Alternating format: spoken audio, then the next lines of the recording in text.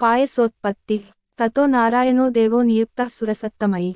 जानन्नपि सुरानेवं श्लक्ष्णं वचनमब्रवीत् उपायः को वदे तस्य राक्षसाधिपतेः सुराः यमहं तं समास्थाय निहन्यां ऋषिकण्टकम् एवमुक्ताः सुराः सर्वे प्रत्युचुर्विष्णुमव्ययं मानुषीं तनुमास्थाय रावणं जहि संयुगे स हि तेपे तपस्तीव्रं दीर्घकालमरिन्दम येन तुष्टोऽभवद्ब्रह्मा लोककृल्लोकपूर्वजः सन्तुष्टः प्रददौ तस्मै राक्षसाय वरं प्रभुः नानाविधेभ्यो भूतेभ्यो भयं नान्यत्र मानुषत् अवज्ञाताः पुरा तेन वरदानेन मानवाः एवं पितामहात् तस्माद्वरं प्राप्य स दर्पितः उत्सादयति लोकां स्त्रीं स्त्रयश्चाप्यपकर्षति तस्मात् तस्य वधो दृष्टो मानुषेभ्यः परन्तप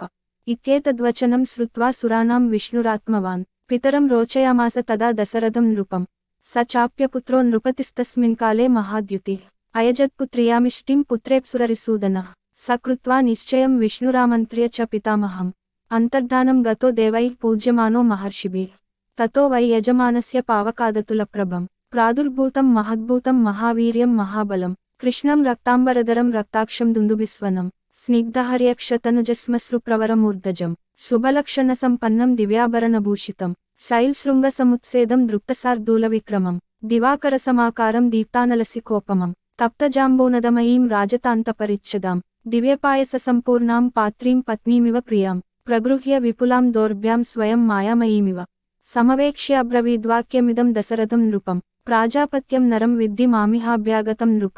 ततः परं तदा राजा प्रत्युवाच कृताञ्जलिः भगवन् स्वागतं तेस्तु किमहं करवाणि ते अतो पुनरिदं वाक्यं प्राजापत्यो नरोब्रवीत् राजन्नर्चयता देवानद्य प्राप्तमिदं त्वया इदं तु नरसार्दूलपायसं देवनिर्मितं प्रजाकरं गृहाणत्वं धन्यमारोग्यवर्धनं भार्यानामनुरूपानामस्नीतेति प्रयच्छ वै तासु त्वं लप्स्यसे पुत्राण्यदर्धं यजसे नृप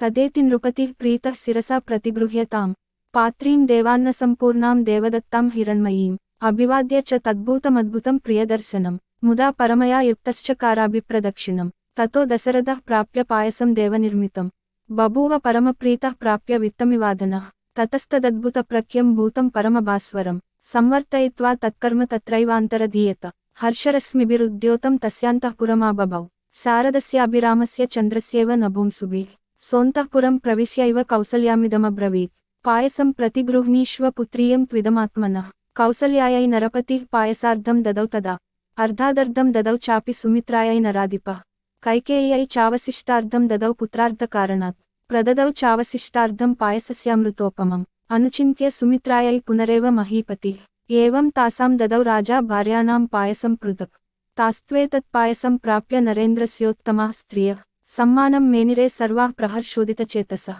ततस्तु ताः प्रास्य तदुत्तमस्त्रियो महीपतेरुत्तमपायसं पृथक् हुतासनादित्य समानतेजस श्चिरेण गर्भान् प्रतिपेदिरे तदा ततस्तु राजा प्रसमीक्ष्य ताः स्त्रियः प्ररूढगर्भाः प्रतिलब्धमानसः बभूव हृष्टस्त्रिदिवे यदा हरिः सुरेन्द्रसिद्धर्षिगणाभिपूजितः इत्यार्षे श्रीमद्रामायणे वाल्मीकिये आदिकाव्ये बालकाण्डे 16 सर्गः।